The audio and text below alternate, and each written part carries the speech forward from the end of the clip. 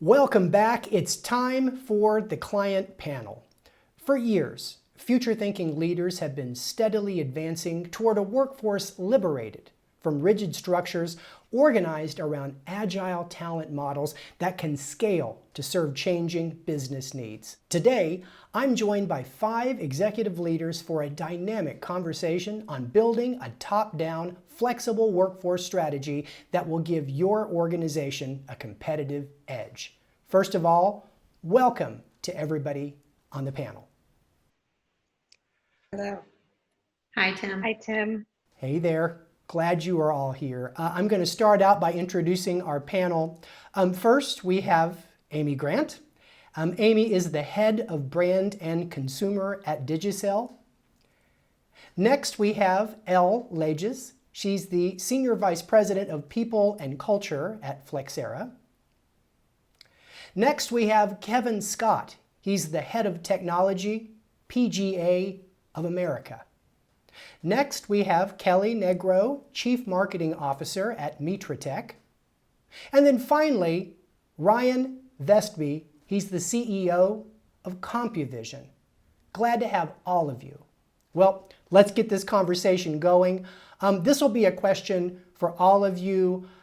When did the lights come on for you that made you realize you needed to source and do the work differently? Ryan, why don't you go first? Yeah, thank you so much for having me, Tim. I think really where it stood out for us was when we started using talent globally around the world to drive a lot of the marketing initiatives in our business.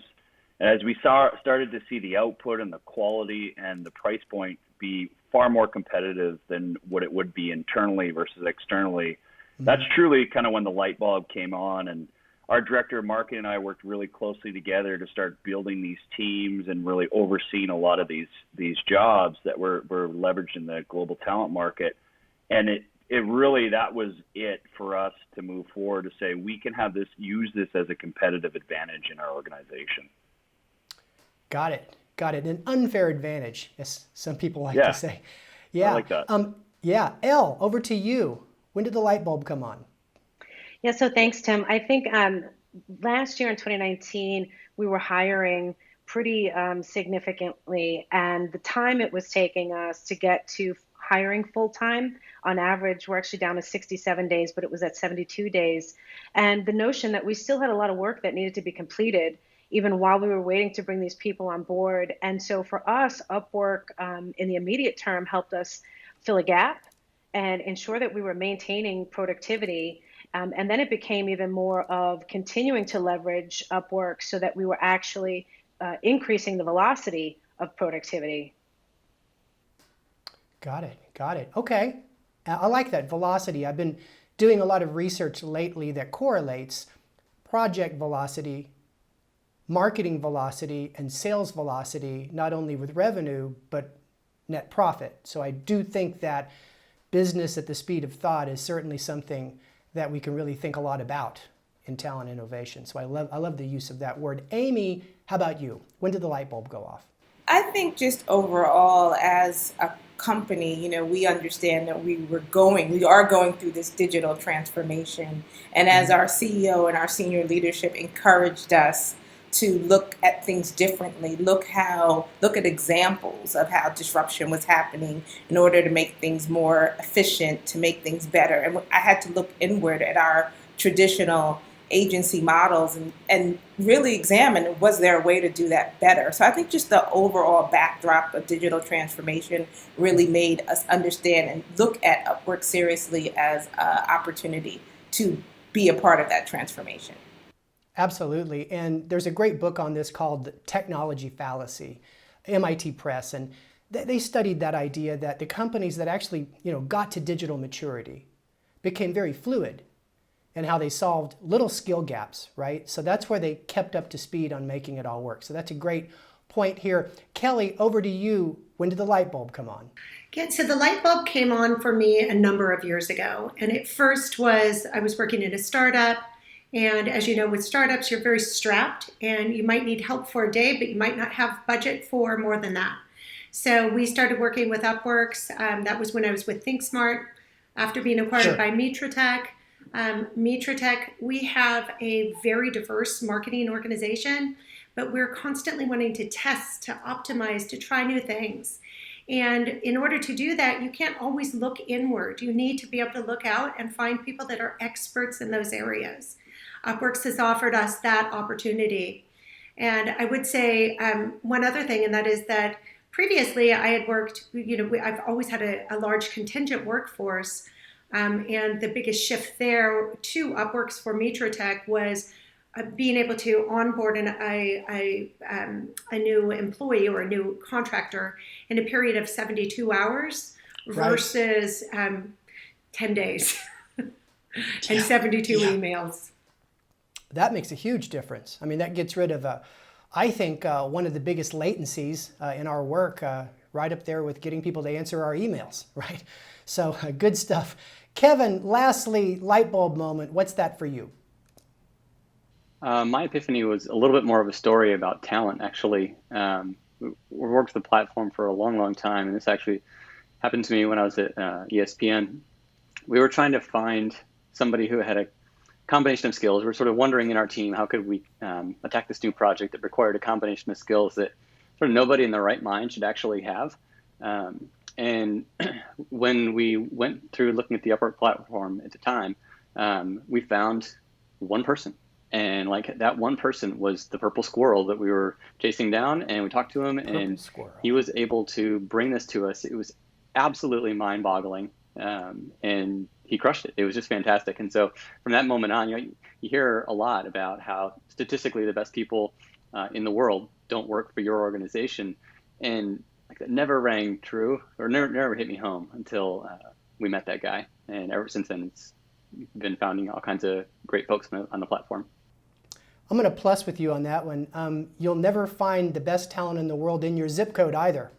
And I think that's one thing that all of you realize. And I think people viewing this that have started to really champion work from anywhere, you're beginning to realize that, a global option is always going to be a better option when it comes to talent. I want to dig into this question. I want to kind of change it a little bit. So far we've talked about that light bulb moment where you really understood the value of it. But there's another moment I want to talk about now, and it's the moment when you decided to actually create a flexible talent program across the organization. It's something all of you have done. You've started to use our software in order to build talent clouds.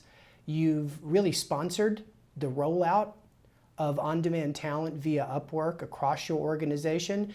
So what I'd like to understand is what the catalyst point was for rolling that out wide and making it part of the talent program.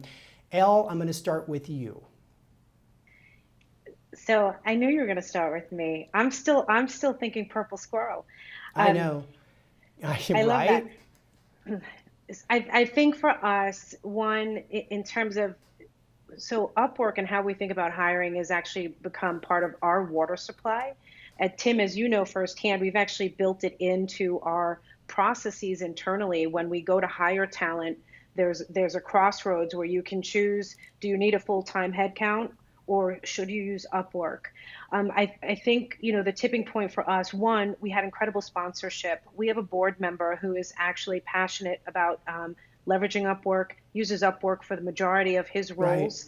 Right. And that was our first true introduction. And so our CEO, Jim Ryan, became really inspired by understanding and learning more about the value add that Upwork brought to his company, which is Idera. And so again, it goes back to that word velocity, right, Tim? I think for us, it was, how do we get to market faster with everything that we're trying to do it, whether that was hiring talent, building technology, marketing. And so for us, it was an evolution that ramped quickly in terms of us embracing Upwork and recognizing the value. But it absolutely started with, the leadership and our executive team really helping us bring this into our culture as a way of thinking when we think about using talent in any way, whether that's, full-time talent or whether that's leveraging, our Upwork teammates.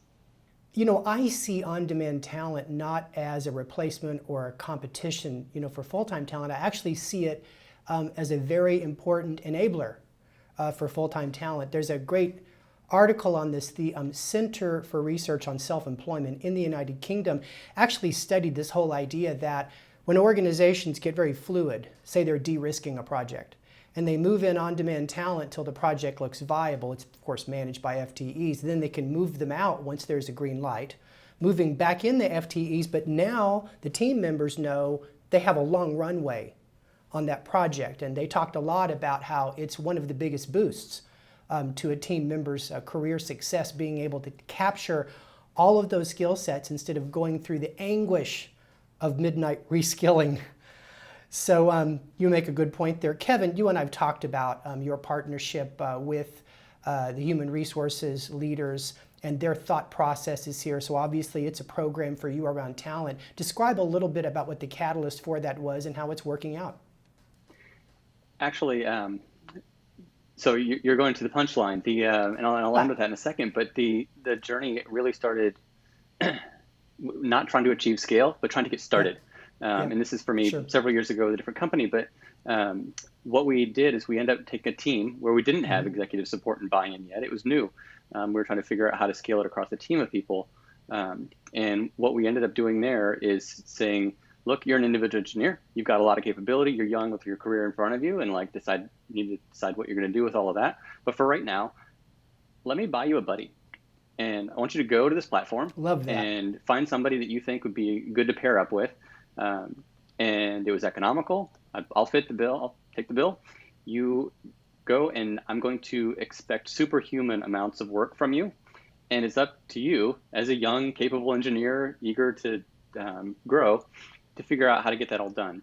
And so that actually worked unimaginably well, because what we ended up with was good, smart, capable people who were sort of elevated beyond the normal scope of what was technically their job. And they were able to learn leadership, they learned self-development, they learned how to manage people, how to work remotely. And at the same time, they were just cruising through work. So that was really a neat way to see it expand beyond an individual person, and how can a team start to take advantage of these things and to grow a lot of grassroots interest in it. So back to your question, what that culminated in, and kind of what's been the most exciting for me, is when I went to our, we had somebody that we were going to post a position for, and the response from HR had been formalized, and they came back to me and they said, well, Kevin, have you tried to source somebody through Upwork? Right. And it's oh, what a celebration. That's fantastic. It finally got legitimized. And it's really part of the process and part of the system that we are looking at in all directions to make sure that we find great talent that fits in with the rest of the organization. Got it. Thanks. That's really insightful. What a journey. I want to move on. And Amy, I want to start with you on this next question. It's really a two-parter. So what are the key drivers that you saw for adopting a flexible talent program? And then also tell us about some of the obstacles that you had to overcome as you built and developed your program. Sure. I'd say I would narrow it down to three in terms of the drivers. Digicel, in case no one is aware of Digicel, we're a telecom provider based out in the Caribbean. So we have markets across all of the Caribbean, 31 markets, and then Central America and South Pacific. So if you can imagine trying to head up the marketing for 32 markets across geographically, so budget, first of all. If you looked at we knew we couldn't replicate having agencies or creatives in each market. How do you scale? How do you develop once and then localize? So budgets were the first thing, because I knew in terms of expectations, in order to meet those expectations, we weren't going to be able to do that working with our current resources that we had at the time. So that was the first thing from a driver standpoint. And then, as I said, just the expectation, even though we're based out of the Caribbean largely, there is a goal, it is an aspiration in terms of the product that we put out is on par with the world, from a creative standpoint, from a production value standpoint. And while I won't say that we don't have that wonderful talent where I reside in the Caribbean, you just want to make that as even as possible. So that also makes you want to cast your net as wide as possible. So I look at budgets, I look at expectations, and I just look at the restrictions in terms of, as you said, the talent that you have, whether it be at the company, whether it be at your zip code, whether it be on the island that you have. In some of our markets, we have 5,000 consumers. So if you look at that, we really needed to make sure that we could go as wide as possible. And then another thing too, because traditionally I've been working with agencies in the States, and I also wanted to have agencies or individuals that had the sensibilities of the markets that they were serving. So I was very much interested in understanding how to go and look at Upwork and see if I could find some of those individuals who may be residing in one of our markets, but might be working with the agency that we had a retainer with. So it also created, increased that likelihood for me to find that person. So again, budgets, expectations, talent pool. I would say in terms of the resistance, one of the things that I needed to make sure when I first decided that this is what I was going to do, and I worked with our procurement department, our legal department. Once you have those partners in place, they look, and it's not the traditional model. In fact, when I started working with Upwork, I was told, there often is hesitation because when these organizations look at the business model, it's not something that is expected. So we did get a lot of slowdown in trying to understand from a legal standpoint certain terms. When we went through the redlining, it was like, these are, we can't go any further. And it wasn't until I really had to get with our CEO, again, who I told you, who brought the notion of digital transformation to the business. And I also looked at what his objectives were, and I needed to make sure I aligned my objectives with his in positioning Upwork as a viable solution. And once I did that, everything, it's almost like the doors that were, shut open because I had his support. Anything that was slowing us down, he's like, you know what? This is not a big deal. We know we need to do this, and let's get it done. And once I had him backing me, then we were able to get through those stumbling blocks. Amy, that's a really important point you bring out. And in my role in the Insights group, we hear this all the time, that once you can connect at the C-suite level, if you will, a chief executive officer, et cetera, with an initiative that cuts across the whole company, has a sense of urgency, like digital transformation. During COVID-19, a lot of executives are thinking hard about how to become more agile as an organization. But when you make that connection, it really does lead to the adoption of innovative ways that are kind of outside the norm, outside the rails, so to speak. So that's a good point. And I want to follow up on that. Elle, this next question is for you, and then I'm going to follow up with Kelly also. What does it take to elevate a program like Upwork, this opportunity, to get it to the executive sponsorship level? Amy's talked about connecting with digital transformation. Elle, talk to us about how executive sponsorship happened at Flexera that obviously drove you to become such an adopter and an enthusiast about flexible talent. Well, again, I think we were fortunate. For us, Upwork really did start at an executive level. And I actually think what was trickier for us was getting the next layers of leadership to get on board, because everyone had really this sort of traditional hiring mindset. And we were ahead of the curve, at least from a Flexera perspective, to try to change that. So because we had executive sponsorship, I think what our mission was, and we partnered really closely with Upwork, was finding opportunities to showcase where we had extraordinary success in our partnership with Upwork. And what we did was, within each function, we had a full day. We brought in all of our managers and leaders, and we highlighted where we've leveraged Upworkers in each function and what we were able to accomplish with that partnership, whether that was in the people department, leveraging projects that we needed to roll out. We had someone in engineering showcase how within 24 hours, it was 24, 48 hours, they had an Upworker on board. We were able to quickly execute and deliver from an engineering perspective output that was needed, marketing. And so that is where I think, while it was myself and Jim Ryan, it really started to hit home with the rest of our senior leadership, as well as our broader management base, which was really hardest for us actually to get Upwork into the water supply. Gotcha. Kelly, Chief Marketing Officer, one of the key executives that can really sponsor Upwork across our vast array of skill sets, right? Marketing, design, creative, etc. What did it take for you to become a sponsor of this type of change in how you sourced the work for projects and programs? Tenacity. I think it's a single word for, in my case. Tenacity, absolutely. Yeah. Having worked with Upworks prior to joining or prior to being acquired by Mitratech, coming into an organization where it was extraordinarily difficult to bring on contractors was very frustrating for me.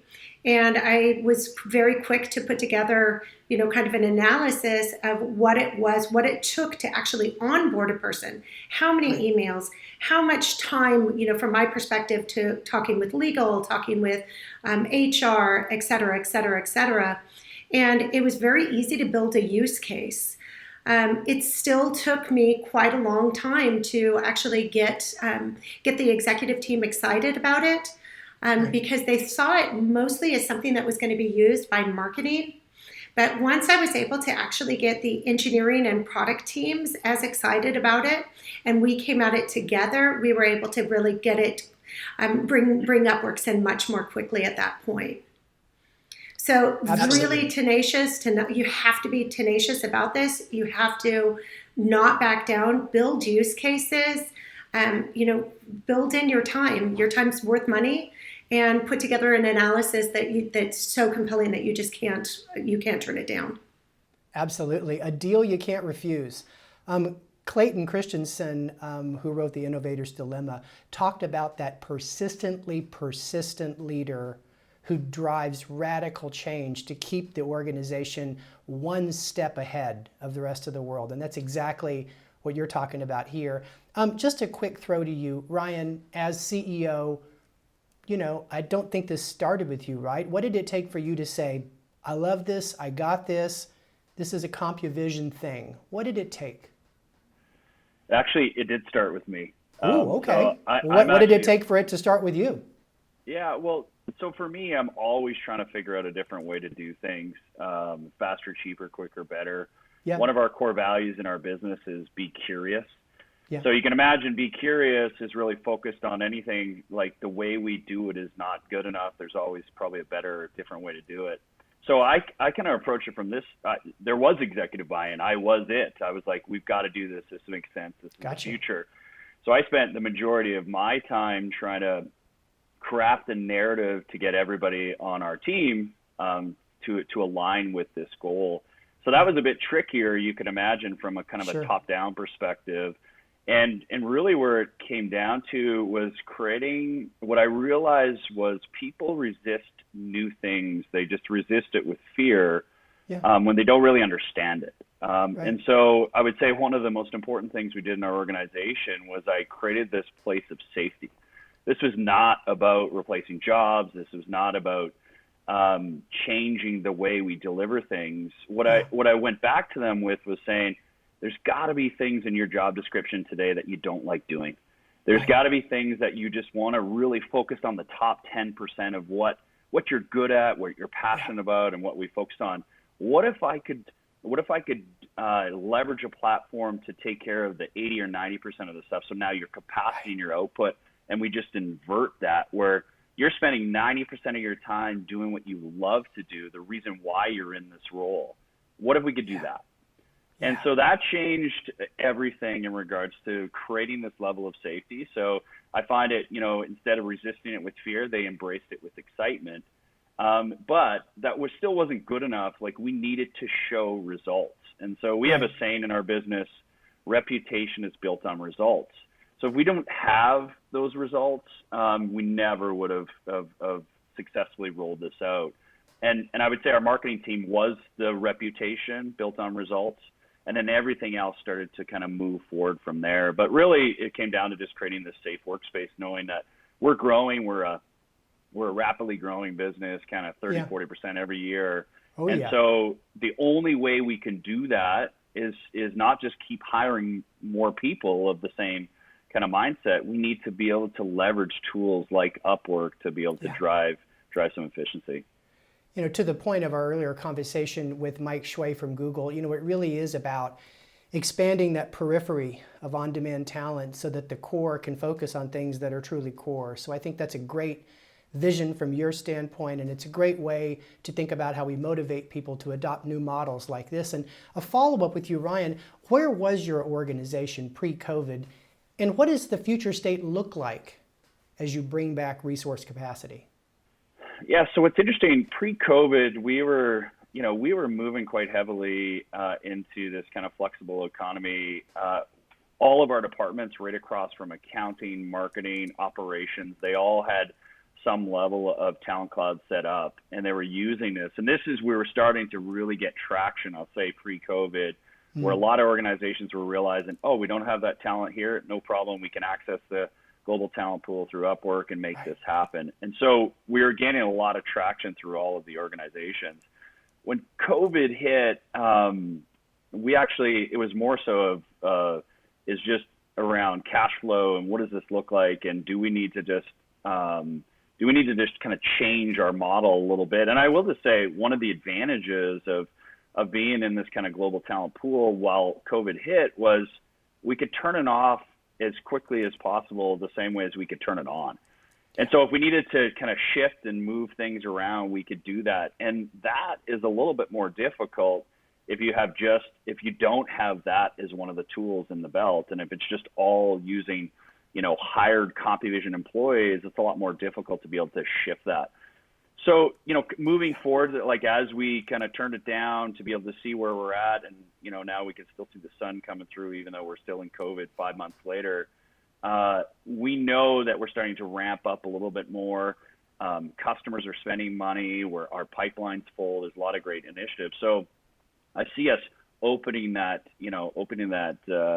floodgate a little bit more so we can start taking this on and building back up our Upwork team that we had pre-COVID. Gotcha. Kevin, taking this question to you a little bit, PGA, kind of follow it a little bit. What does the future state look like for you as you bring back resource capacity? In other words, what would be par for the course as you guys crow back? Been waiting for that one. Swing and a miss. So actually, I think Ryan encapsulated a lot of the concepts pretty well here. We also, we had budget impacts that happened over the last several months, and so we were able to adapt really quickly with that model. And as we're basically, as we are able to track our budget, we're able to bring our talent pool back exactly the way that we would want to. So I think this has been brought up a number of times here, Tim, but it's fast and it's flexible, and you can reap all the benefits that go along with that. Let me follow up with you while I got you, Kevin. What are the application protocols and processes needed to unleash the full potential of an on-demand program like Upwork? Maybe I'll just extend a little bit what Ryan was saying, that to me, all the things that make it successful is about culture. So if you have a culture in yourself and your organization of being willing to explore and see what's possible, then that's the kind of sort of open-mindedness that's necessary to be able to implement a successful program with something like this. We human beings, we tend to trust the people who are around us, and we sort of overemphasize things like proximity, and finding the truth to be able to say, am I really doing the most valuable thing that I could be doing? Is there a way for me to amplify my own performance or my own work or that of my organization by tapping into other people, other responsibilities? It's fantastic. And that scales through a lot of different things. Sure. And again, just to put some color on it. But for example, people in our organization who will be sort of amateur Photoshop, because it's a part of your job you might need to do, right? And Upwork completely erases that. Why would you ever want anyone who's only an amateur at Photoshop? And you can have somebody who's fantastic, and you don't have to put energy into things like that yourself. So there's 1,000 examples that go along that same spectrum, to just be open-minded to where are your strengths and what are the things that are best suited for your organization. We don't only use Upwork for context. We've got some core things as well. So I wouldn't say that it has to exactly be one or the other, but it certainly takes trust and confidence to be able to build it to the point where you're doing more than Photoshop. Yeah. No, I gotcha. How did you, in technology, how did you draw the line between what could be worked on the other side of the firewall by on-demand talent versus what had to be worked on inside the organization with the full-time team members? An easy delineation was things that would require access to some internal system, right? And so we just decided early on, this is an internal system. There's no reason for us to take any security risks with this kind of thing. We've got employees who are already papered and everything for working on that kind of stuff. Not to worry about firewalls or access and that kind of thing. What was necessary for us, and this is a necessary part of building the product, was that we would actually have APIs for our outside customers anyway. So what that did is it created a balance of we would put our own internal resources towards building those parts that could only be done by internal resources for the sole purpose of getting information exchanged with the outside world. And then we would use people in Upwork from the outside world to be able to build and consume using those. So it actually created I think it was obvious, at least for the sort of consumer products that we were working on at that point. Got it. Amy, I just want to ask you too to chime in on this one. So what does the future state look like for Digicel as you bring back resource capacity as the economy grows back or as demand grows back? I mean, I think the future state is going to be one that is more on demand, more remote. I mean, part of my business is I'm talking to people around the world all the time, and it's shown that we're more effective working with one of our key gems that we found through Upwork, a copywriter who's based in Singapore, who's writing for markets like Jamaica, Barbados, St. Lucia, where I reside. So it shows you that you can have a workforce that's not within your brick and mortar organization, respectively. I will continue to push for that here at Digicel, and I think, again, COVID has shown us, even now, I'm actually talking to you from my house, given our protocols that we have being in the office, that this is going to become just where we were on the edge, where we all might be on the cusp. I do believe this is going to be a new normal, and I think by organizations seeing how we're able to be productive, we're able to be meet the expectations. Again, as a telecom provider, mostly our consumers are pre-grid and prepaid markets, and we needed to make sure that people could top up, could get to their credit, and how did we have creative to keep that going? And we were able to do that because we were tapping onto resources across the globe in order to stay consistent and meet the demand. So I think we're just an example of, as we look into our this year as well as next year's planning, that Upwork has shown that working with on-demand organization is here to stay. We've proven that we do get results. We see, as I have more markets, some markets use Upwork more so than others.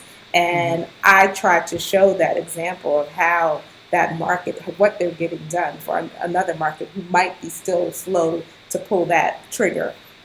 So I see it as basically what we're doing now, that we're communicating via technology, working with people who are not within our own market or country, and being able to expand our ability to work across disciplines globally. So that's what I see the future holding. Got it. Kelly, this next question is for you. Now that your team has access to remote, independent experts, how does it change how you approach business problems and business opportunities? So similar to what so many others have said already, we are able to really find people that are specialized in something that potentially we want to test, a new channel that we want to test from an account-based marketing perspective. It might be a new marketing technology that we want to try to leverage. Rather than wait for my team to come up to speed on those different technologies, on these new channels that we're discovering almost every day at this point, we are able to find people on Upworks that have the direct experience. And in many ways, they almost become mentors to my team because my team is able to, while managing them, to learn from them. And so it becomes this kind of a symbiotic, it's very fulfilling for my organization to be able to work with experts in these areas and to learn new things. So it's enabling me to, one, get into market much more quickly, two, to take full advantage of new technology trends, new marketing channels, to be a first to market at all times. We are constantly seeking to be ahead of our competition, and using flexible talent allows us to do that. So it puts us one step ahead. We were the first after COVID to launch with very, very strong online events and webinar series, and all of this supported by contractors from Upwork. You know, your point here about getting mentorship from the independent professionals is well taken.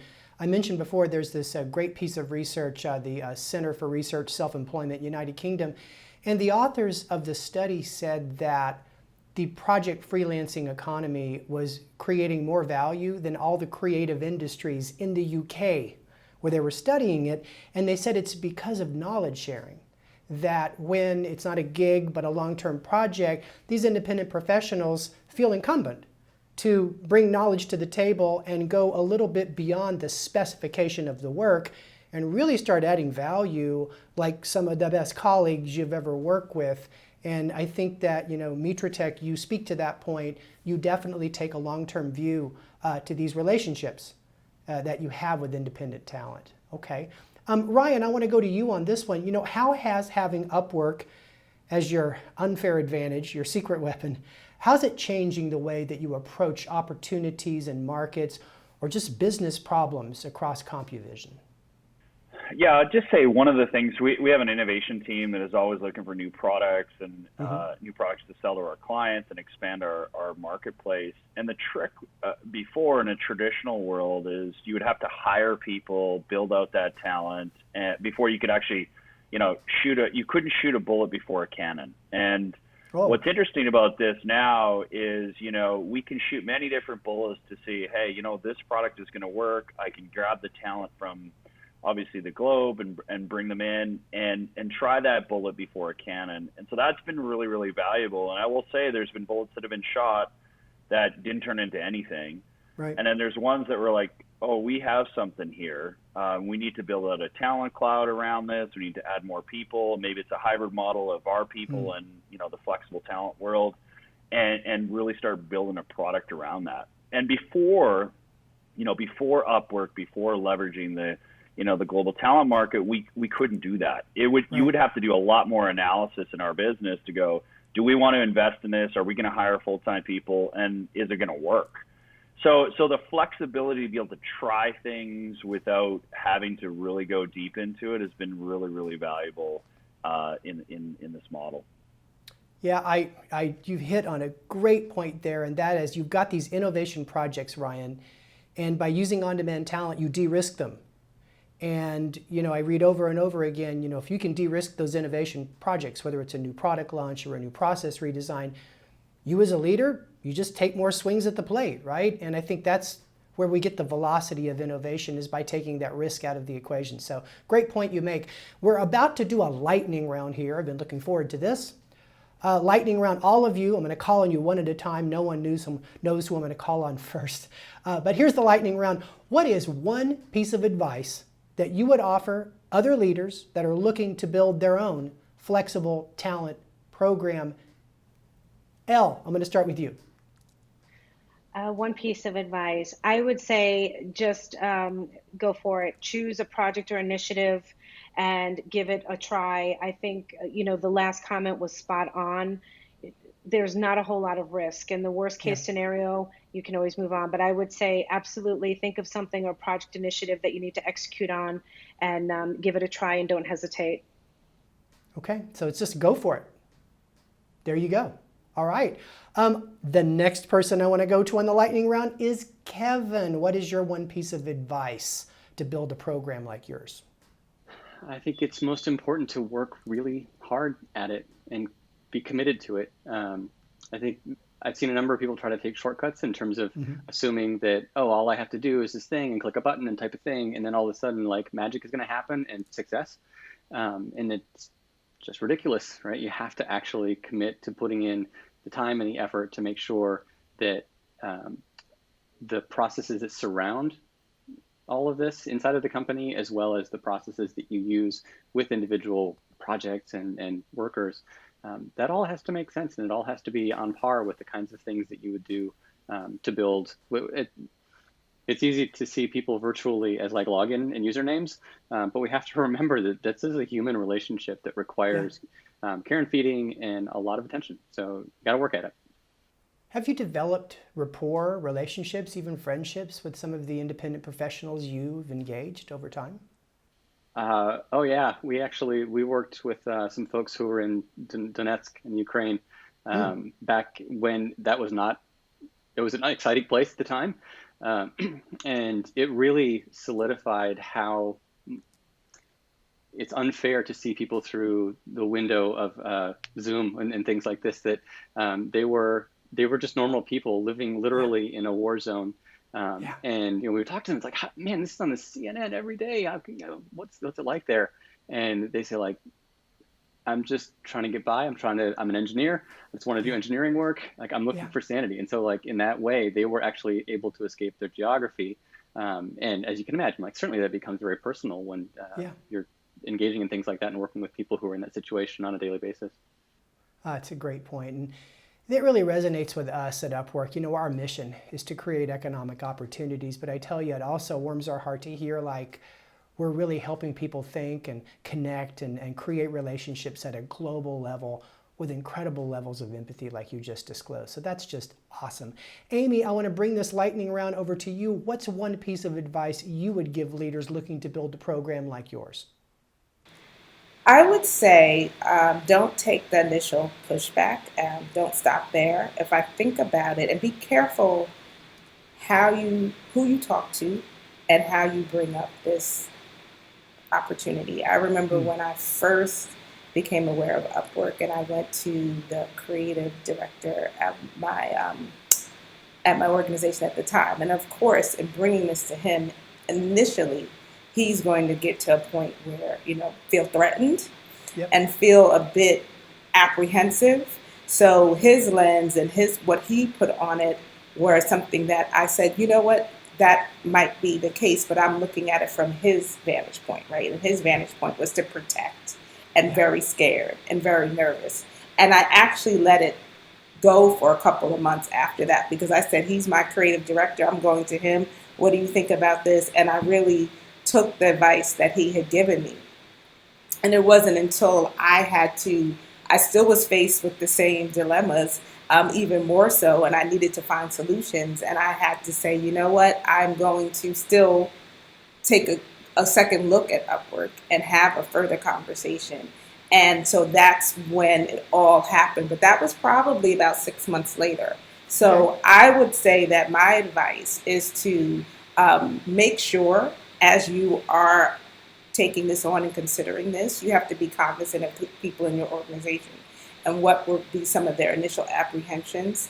And then as you get buy-in, I think, I'm not sure who brought this up, but putting together that analysis and that case so that it can move forward and it doesn't get stopped right away by someone who's either not ready to understand or might feel a bit threatened, and immediately their inclination is to say no.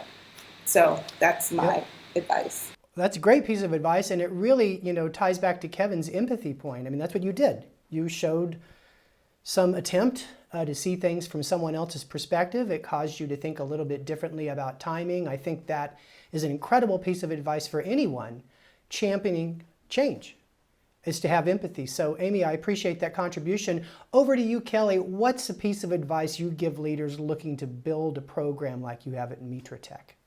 First, I would say be tenacious. Don't let anyone stop you from bringing a remote or from bringing a flexible talent program in.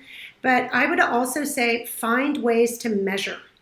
If you can absolutely quantify how a flexible talent program is saving your company money, is increasing your, if you're seeing a strong ROI, then you should not have any issue selling this in and getting widespread usage. We are really strong on measuring our flexible talent program. We measure before and after. We actually even will bring 2 agencies on at the same time and measure those agencies against each other, and then go with one of the agencies. So find every single possible way that you can measure your success.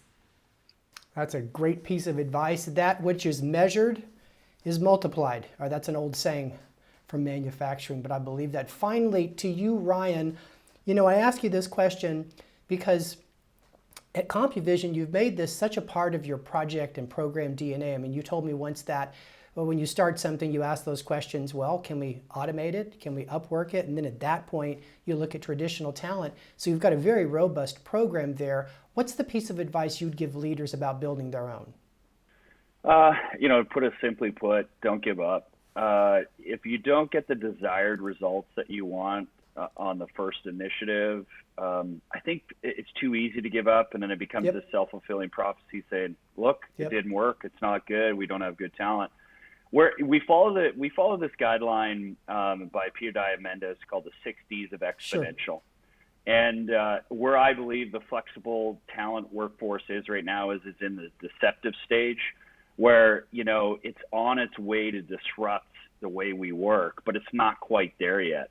Yeah. And so you're going to get some misses. And so for me, the whole mindset of just don't give up. If you didn't get the results you want, try again. Right. But as that tightens up and you get better and smarter and more creative talent pools, the results are starting to come in more and more.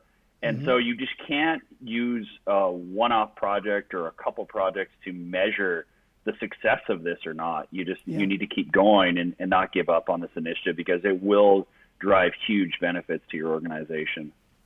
I mean, you point out this concept that, you have these early misses, the pool grows, especially the one that you have in your talent clouds, and then it's like a hockey stick of performance improvement. And I hear a lot about this concept of learning effects.